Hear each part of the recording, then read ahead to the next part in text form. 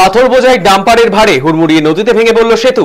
শনিবার ভোরে তুফানগঞ্জের 2 নম্বর ব্লকের বারকোদালি 2 নম্বর গ্রাম পঞ্চায়েতের আমবাড়ি মরা রায়ডাক নদীর ওপর পাকা সেতুটি ভেঙে পড়ে।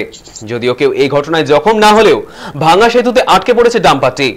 স্থানীয় বাসিন্দারা জানিয়েছেন, দীর্ঘদিন ধরেই সেতুটি দুর্বল ছিল, ভারী যানবাহন চলাচলের জন্য অক্ষম হয়ে পড়েছিল। এই কারণে তারা অনেকবার প্রশাসনের কাছে নতুন ব্রিজের জন্য দাবি রাখলেও লাভের লাভ কিছুই হয়নি। অসমের সাথে বাংলা দ্রুত সংযোগকারী এই সেতুটি ভেঙে পড়ায় এখন যোগাযোগ সম্পূর্ণরূপে বিচ্ছিন্ন অসম এবং বাংলার মধ্যে।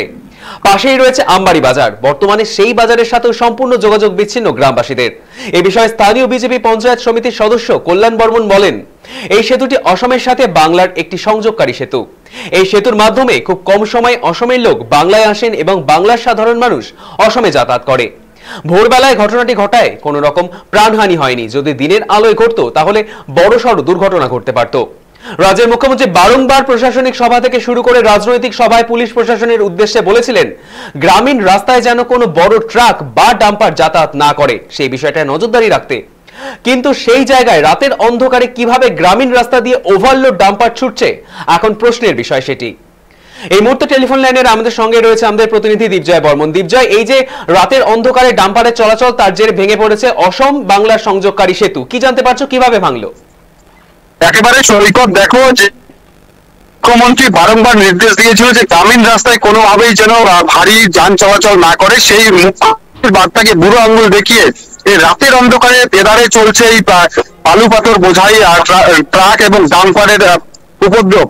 সেই ঘটনাকে দেখো, সেই ঘটনার কিছুদিন আগে একটা ছবি তুলে তুলেছেন, কিন্তু গতকাল ভোরে অর্থাৎ আজ ভোরে কিন্তু একটা চিত্র ফুটে ওঠে মানসাই এলাকায়, যখন একটি ডাম্পার পাথর বোঝাই ডাম্পার সেই মানসাই দিয়ে যাচ্ছিল, সেই সময় যে স্থানীয় এলাকার যে একটি সেতু রয়েছে সেই সেতুটি হুড়মুড়িয়ে কিন্তু ভেঙে পড়ে।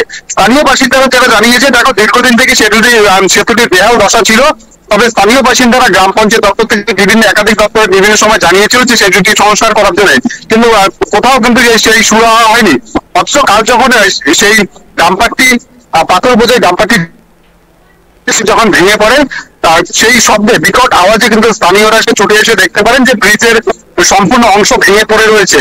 তবে দেখো, মুখ্যমন্ত্রীর যে বারংবার নির্দেশ, সেই নির্দেশ তার অঙ্গুলি এবং তার মদতে তবু এই মধ্যে প্রশ্ন উঠতে শুরু করেছে। সৈকত, অনেক ধন্যবাদ দীপজয়।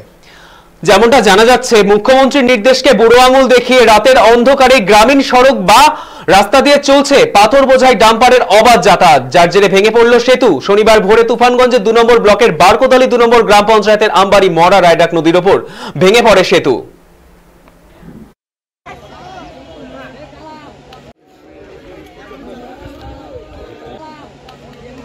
আগের থেকে যদি প্রশাসন থেকে একটু সতর্ক করে দেওয়া যেত তাহলে এই কাণ্ডটা হতো না। আর আগের থেকে কি হয়েছে, আমার এই আসাম বেঙ্গল সীমান্ত যে ব্রিজটা, এই ব্রিজটা প্রচুর দরকার আমাদের।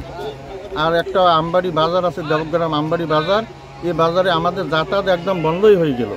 এরকম সমস্যা সরকারকে আমরা একদম আবেদন জানাচ্ছি, তাড়াতাড়ি যত তাড়াতাড়ি পারে এই ব্রিজটি আমাদেরকে করে দেবে। রাত্রেবেলা ঘটনাটা ঘটেছে 3টের দিকে আনুমানিক, কিন্তু এই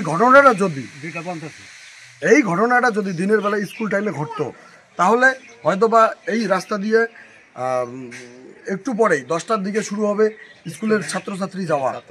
মানসাই হাই স্কুলে যায়, এখানে একটা প্রাইমারি স্কুল আছে এবং এটা একটা বাজার সংলগ্ন ব্রিজ। তাহলে কত লোকের হয়তোবা ব্রিজে এক সময় 8-10 জন লোকও থাকতে পারতো, 20-25 জন লোকও থাকতে পারতো। প্রাণহানির আশঙ্কা ছিল।